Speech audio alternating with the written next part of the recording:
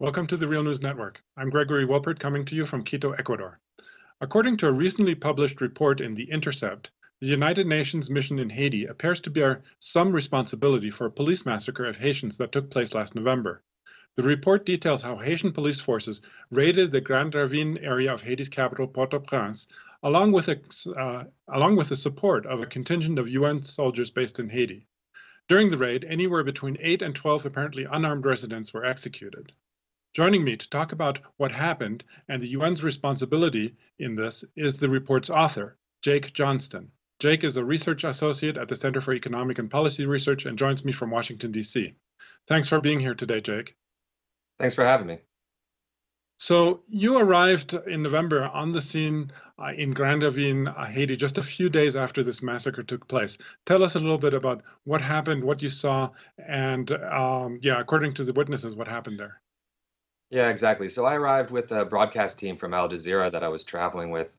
It was about 4 days after the massacre had taken place. And, what was most shocking to us was just how fresh it all seemed. Again, the courtyard and the surrounding area littered with bullets, tear gas canisters. The bloodstains were still there and hadn't been cleaned up. This was something that seemed like it had happened just hours or days, like a day before, and not, 4 or 5 days.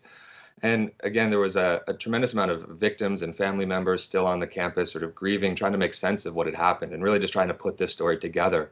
And so what we've been able to do, both with the witness testimonies from that day and also with the great work of some local human rights organizations that have done investigations, is try and sort of piece together what actually happened on November 13th.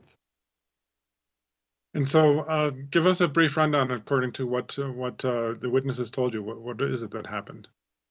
Yeah, so this was a anti-gang operation planned in conjunction with the local police force responsible for the capital, as well as the UN mission MINUJUST, which took place in November.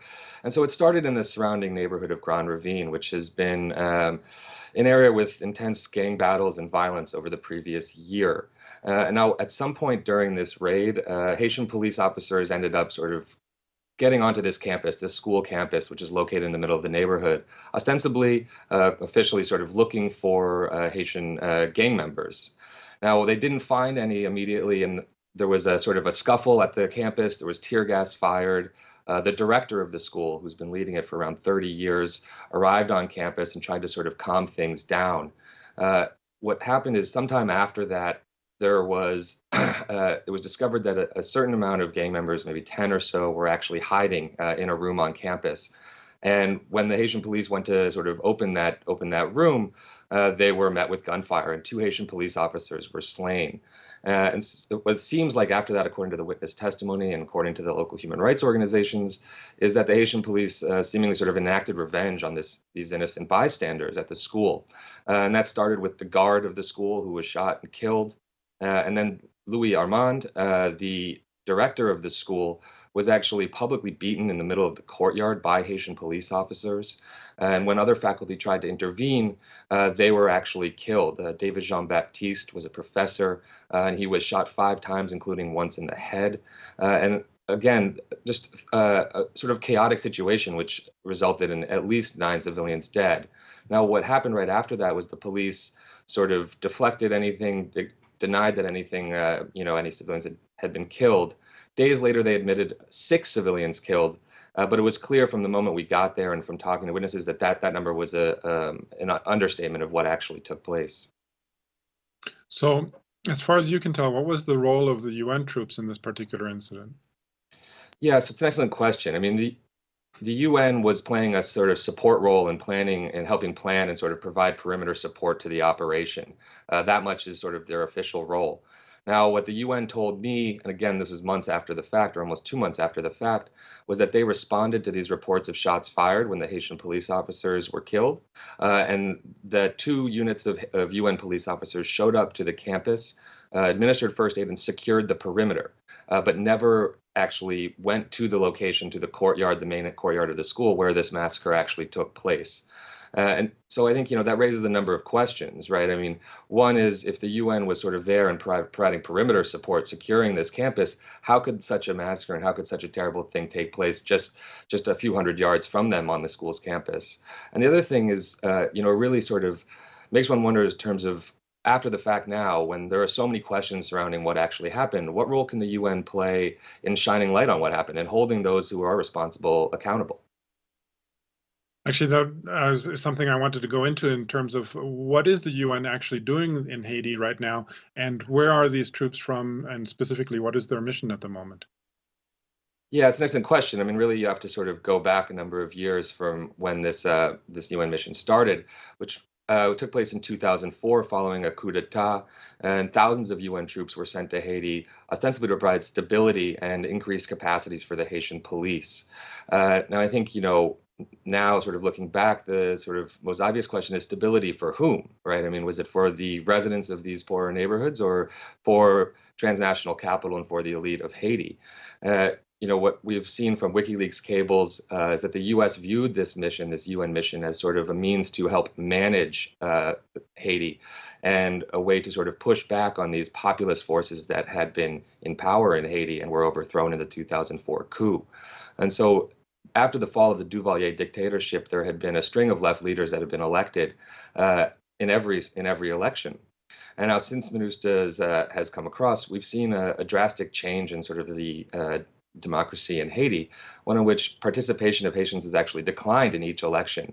And sort of begging the question here of again, sort of who has benefited from the billions of dollars really that have been spent ostensibly on security and stability. Now that mission, after the election last year in 2016, the international community determined that Haiti had sort of achieved this stability with that election and decided to withdraw the thousands of troops that had been stationed in Haiti.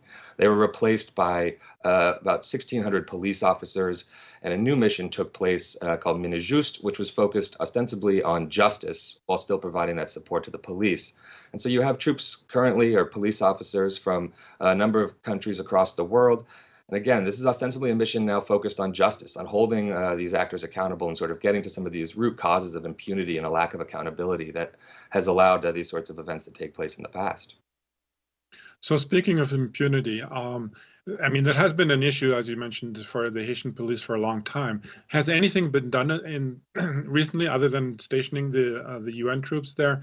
And has anything been done to hold the police accountable in this particular case in the massacre in Grand Ravine? Yeah, so I mean, certainly, there has been significant support to bolster, the police inspector general and to sort of increase the capacity in order to provide the sort of oversight and investigation necessary to hold these actors accountable, both in this and other instances. I mean, I think what we've seen is that very little of this ever transpires in public to the extent that there is any accountability at all. I think that's what's really most concerning in this case. And so there was an investigation that's been launched. The Inspector General has transmitted a report to an investigating judge. It's unclear what might come out of that. It's possible that police officers involved could be arrested. But again, this is happening very much behind closed doors. And I think, one thing that was very clear in speaking with witnesses is that, if they're not going to see what's happening, if they're not going to sort of be able to sense this justice or see this justice and accountability, what impact does that really have? I think, the broader question as well of what role the UN can play in promoting justice in Haiti really has to start with an internal look at their own role in Haiti for the last 13, 14 years. UN troops had been involved in deadly raids in the past without accepting responsibility or accountability for those actions. Of course, in 2011, it was UN troops that introduced cholera to Haiti, an epidemic that's killed over 10,000. It took years for the UN to even acknowledge their own role, and we've yet to see them really truly step up and take responsibility for those actions. And of course, on top of that, there's been hundreds, if not thousands, of cases of sexual exploitation and abuse of Haitians at the hands of UN troops, again, with this lack of accountability. And so for the UN to transition into this role of promoting justice, I think that's why this case is so important. It's really an opportunity for the UN to prove that they are able to have some positive impact in the realm of justice in Haiti.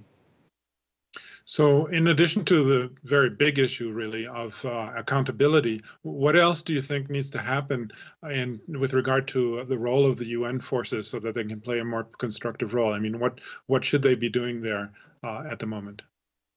Yeah, again, well, I think one really interesting aspect that came out of the sort of this investigation and what sort of took place in the Grand Ravine and what's happened since is the role of authorities themselves, politicians in Haiti, who have their own sort of responsibility for this gang activity. One thing that human rights investigators have pointed out is that many of the sort of armed groups in neighborhoods such as Grand Ravine have been provided weapons from authorities. And so it's really sort of attacking these networks of corruption and these networks of impunity that sort of allow this violence to thrive, that really is going to go towards getting to the root causes of some of this violence. And at the same token, so many billions of dollars have been invested in this concept of security and stability in Haiti over the decades. And yet very little has been done to address the sort of root socioeconomic causes that really sort of allow this violence to thrive as well. And so, for instance, neighborhoods such as Grand Ravine, they lack almost any government services, right? There's very little, educational opportunities, job opportunities, housing, et cetera. And so without sort of, investing that same amount of money in those issues, these further raids and further sort of efforts to increase the security and stability are sort of bound to continue down the same path. Well, we'll continue to follow what's happening in Haiti. I was speaking to Jake Johnston, Research Associate at the Center for Economic and Policy Research. Thanks again, Jake, for having joined us today. Thanks so much for having me. And thank you for joining the Real News Network.